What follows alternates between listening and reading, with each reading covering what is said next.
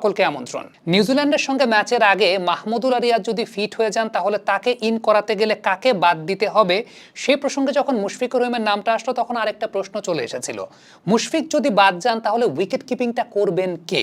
এবং সেই প্রশ্নের জায়গা থেকে টিম ম্যানেজমেন্ট মনে করেছে যে জাকের আলী অনেক এখনো 50 ওভারের ক্রিকেটে উইকেট কিপিং এর জন্য অতটা প্রমিনেন্ট না, যে কারণে মুশফিকুর রহিমের উপরই ভরসা রেখেছে টিম ম্যানেজমেন্ট। ধরেন আমরা আমাদের জায়গা থেকে বললাম, বাট টিমের সঙ্গে তো অভিজ্ঞ কোচ ফিল সিমন্স আছেন বা মোহাম্মদ সালাউদ্দিন আছেন, দে নো ইট বেটার কোন প্লেয়ার কোন শেপে আছেন।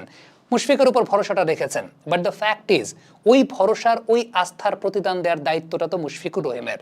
দেখেন রোহিত শর্মা এখনো ব্যাটিংয়ে নামলে আপনি জানেন 10 ওভারে তিনি খেলাটাকে পাল্টে দেবেন।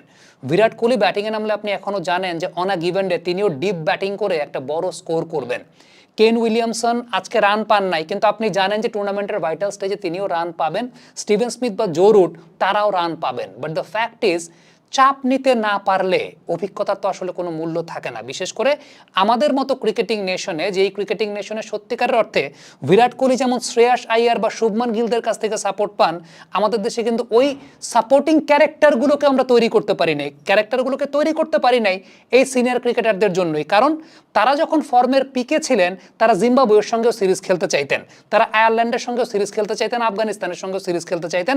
তারা জায়গা স্যাক্রিফাইস করতে চাইতেন না যে ঠিক আছে আমরা ইম্পর্টেন্ট টিমগুলোর সঙ্গে খেলবো, লেট দ্য ইয়াংস্টার্স প্লে এই টাইপের সিরিজগুলোর এগেনস্টে, সেটাও তারা করেন নাই। এখন এই যে নিউজিল্যান্ডের সঙ্গে ম্যাচটাতে ব্রেসওয়েল বোলিং এসেছেন, স্পিন চলছে দুই পাশ দিয়ে, টাইট বোলিং চলছে, টাইট স্পিন বোলিং চলছে, এবং বাংলাদেশের ব্যাটারদের এটা সাম্প্রতিক সময় সবচেয়ে বড় ব্যর্থতার জায়গা যে একটু কোয়ালিটি স্পিন হলে সেই স্পিন খেলতে পারেন, একটু over spin kind off spin হলে, ওভার স্পিন মানে হচ্ছে আমরা তো সাইড স্পিন খেলে অভ্যস্ত, এটা হচ্ছে ওভার স্পিন। এই ওভার স্পিন কাইন্ড অফ বল বাংলাদেশের ব্যাটসম্যানরা খেলতে পারে না।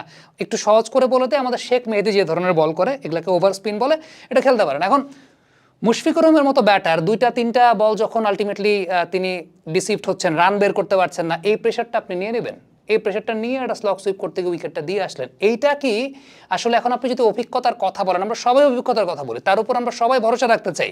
আমার কথা বাদ দেন, টিম ম্যানেজমেন্টে ফিল সিমন্স আছেন, 30 বছর ধরে কোচিং করাচ্ছেন, মানে তার তো কোচিং ক্যারিয়ার নিয়ে কোনো প্রশ্নের জায়গা নাই। মোহাম্মদ সালাউদ্দিন আমার জন্মের আগে থেকে কোচিং করান, তারও তো কোচিং ক্যারিয়ার নিয়ে কোনো মানে সন্দেহের জায়গা নেই, তারা টিমের সাথে আছেন, so they know it better, আমরা বাইরে থেকে যাই বলি না কেন। তো তারা যখন ভরসা রেখেছেন, এখন ভরসার প্রতিদানটা যদি আপনি দিতে না পারেন তাইলে পরে তো সেখানে একটা মানে প্রবলেমের জায়গা। দেখেন আমার খুব মনে আছে বিরাট কোহলি একটা ইন্টারভিউতে একটা কথা বলছিলেন যে তার ক্যারিয়ারের একটা স্টেজে তিনি ওভার দ্য টপ শট খেলতে পারছিলেন না, ওভার দ্য টপ শট খেলতে পারছিলেন না, এবং সেটার জন্য তিনি পরবর্তী সময় তার ডায়েটে পরিবর্তন আনা সহ অনেক কিছু করেছেন। এই যে ওভার দ্য টপ শট খেলতে পারছেন না, এটা ইন্টারভিউতে স্বীকার করেছেন। আমাদের কোনো সিনিয়র ব্যাটসম্যানরাকে আসলে স্বীকার করেন কিনা কখনো যে আমরা আমাদের এই লিমিটেশনের জায়গাটা আছে? উল্টো কেউ যদি সেটা নিয়ে কথা বলে সে সময় দেখা যায় যে অনেক কিছুর ব্যাপার স্যাপার চলে আসে, মামলা মোকদ্দমার কথাও চলে আসে। এনিওয়েজ এই প্রসঙ্গে নাই গেলাম। ফ্যাক্টের জায়গাটা হচ্ছে যে ওই পার্টিকুলার সময়টাতে আপনি যে সময়টাতে মানে প্রেশারটা খাচ্ছেন, প্রেশার যদি না নিতে পারেন অভিজ্ঞতার তো আসলে কোনো মূল্য থাকে না। মাহমুদুল রিয়াদের ব্যাপারে বলবো, তিনিও সেম প্রেশারটাই কনজিউম করে ফেলেছেন। এখন বিগ স্টেজে ওই সেম প্রেশারটাকে যদি আপনি অ্যাবজার্ভ করে না খেলতে পারেন, একদম প্রেশারটাকে নিয়েছেন, প্রেশারটা নিয়ে দেন শর্ট খেলতে গিয়ে আউট হয়ে গেছেন। শর্ট খেলতে গিয়ে আউট কেন হয়েছে? কারণ স্ট্রাইক রোটেট করতে পারছিলেন না, স্ট্রাইক রোটেশনটা হচ্ছিল না।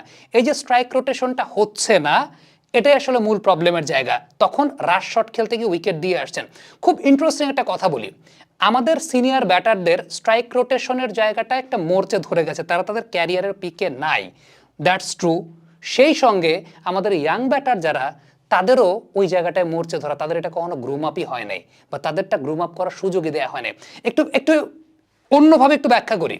ধরেন যে রানের টার্গেটটা ছিল ইন্ডিয়া ম্যাচটা, বিরাট কোহলির সেঞ্চুরিটা, বিরাট কোহলির এই সেঞ্চুরিটাতে বিরাট কোহলির কৃতিত্ব যতখানি, শুভমান গিল তার উপর থেকে প্রেশারটাকে রিলিজ করেছেন, তার কৃতিত্ব ততখানি। শ্রেয়াস আইয়ার তার উপর থেকে প্রেশারটাকে রিলিজ করেছেন, তার কৃতিত্বটাও ততখানি।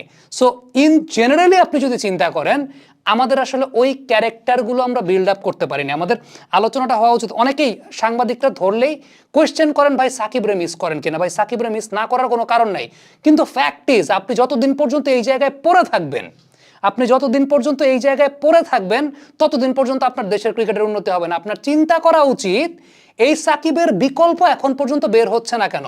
আপনি একটা জিনিস চিন্তা করেন, মানে আল্লাহ দিলে একটা দল বাংলাদেশ, যে দলের অলরাউন্ডার নাই, অলরাউন্ডার ছাড়া আপনি একটা আইসিসি চ্যাম্পিয়ন্স ট্রফি খেলতে আসেন। এখন সিলেক্টরদেরকে দৌড় দিয়ে তো লাভ নেই, কারণ অলরাউন্ডার তো নাই বাংলাদেশে। ইন্ডিয়া টিম আপনি যদি চিন্তা করেন, অক্ষর প্যাটেল, হার্দিক পান্ডিয়া, রবীন্দ্র জাদেজা, ওয়াশিংটন সুন্দর, দে আর অল অলরাউন্ডার্স। ভাই ওয়ানডে ক্রিকেট আপনি খেলতে আসবেন, আপনার অলরাউন্ডার নাই, দেশেই নাই, হারিকেন দিয়ে সার্চ মেরা অলরাউন্ডার খুঁজে পাওয়া যায় না। এখন এটার কারণটা কি? এটার কারণটা হচ্ছে আপনি দেশের ক্রিকেটের ইনফ্রাস্ট্রাকচার, আমি তো সবসময় ইনফ্রাস্ট্রাকচার নিয়ে কথা বলি, মানুষের মাথার উপর দিয়ে যায়। আমাদের প্রিমিয়ার লিগটা আমরা রোজার মধ্যে করি, সেই জায়গাটা প্লেয়াররা টায়ার্ড থাকে, বোলাররা ব্যাটসম্যানদেরকে কোনো চ্যালেঞ্জ দিতে পারে না। রোজা তো আমাদের সবার রাখতেই হবে, প্লেয়ারদের আপনি কষ্ট দেন, কেউ কেউ রোজা রাইখা খেলে, আবার কেউ কেউ আগের দিন রোজা রাখে, পরের দিন ম্যাচ খেলে, বেস্ট পসিবল এফোর্টটা দিতে পারে না। এবং সবচেয়ে ইম্পর্টেন্ট ব্যাপার যেটা যেটা আবারও বললাম, আমাদের এই যে সিনিয়র ক্রিকেটাররা যারা আছেন, তারা তাদের পিক ফর্মের সময় জিম্বাবুয়ের সঙ্গেও খেলছেন, আফগানিস্তানের সঙ্গেও খেলছেন, আয়ারল্যান্ডের সঙ্গেও খেলছেন, সবার সঙ্গে খেলছেন।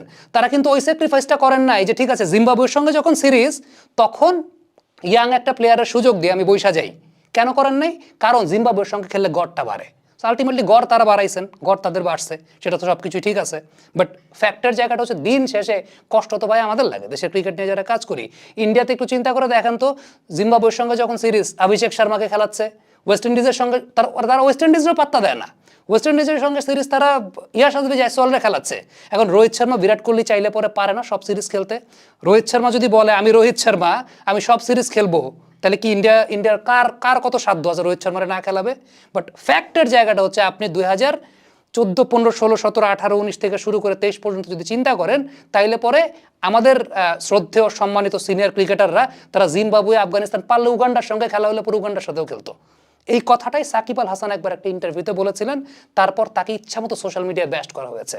গরিবের কথাটা বাসি হইলেও ফলে, আলটিমেটলি সাকিব আল হাসানের কথাটা ফলছে। দেশের ক্রিকেটের তখন বুঝেন নাই, 3, 4, 5 বছর পরে বুঝছেন। তারও আগে 2012-13 সালে সাকিব আল হাসান প্রথম আলোতে একটা ইন্টারভিউ দিয়েছিলেন, নিউট্রিশন নিয়ে, ফুড নিয়ে কথা বলেছিলেন। আমাদের দেশের বাচ্চাদের ফুড হ্যাবিট, আমরা খিচুড়ি খাওয়াই নরম কইরা, ফলের মধ্যে ফলমালিন, অনেক কথা বলেছিলেন। সাকিব আল হাসানকে তখনও ধ্বনি শুনতে হয়েছিল। ফ্যাক্টের জায়গাটা আসলে ওই জায়গাটায়।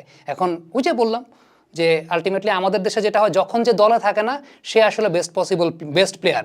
আবার একটা পক্ষ এখন বলছেন যে ব্যাটসম্যান সাকিব আল হাসান দলের মধ্যে থাকলে পরে আরও ভালো হইতো। ভাই কিছুতেই কিচ্ছু ভালো হইতো না। সমস্যার জায়গাটা হচ্ছে আপনি সিনিয়র ক্রিকেটারদের কথা বলবেন, তারা এখন ক্যারিয়ারের পিকে নাই, এটা আপনার বাস্তবতা মাইনে নেন। তারা ক্যারিয়ারের পিকে নাই। সমস্যার জায়গাটা যেটা আপনারা করছেন সেটা হচ্ছে এই যে ক্রিকেটারদেরকে কাভার আপ করার মতো কাভার আপ ক্রিকেটার আপনারা তৈরি করেন নাই।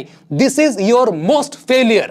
এবং এই ফেলিয়ারের দায়ভার এর আগের ক্রিকেট বোর্ডকে নিতে হবে। এই কারণে তারা সিনিয়র ক্রিকেটারদের সঙ্গে আপোষ করে গেছেন। আশা করব এখনকার ক্রিকেট বোর্ড সেই সিনিয়র ক্রিকেটারদের সঙ্গে আপোষটা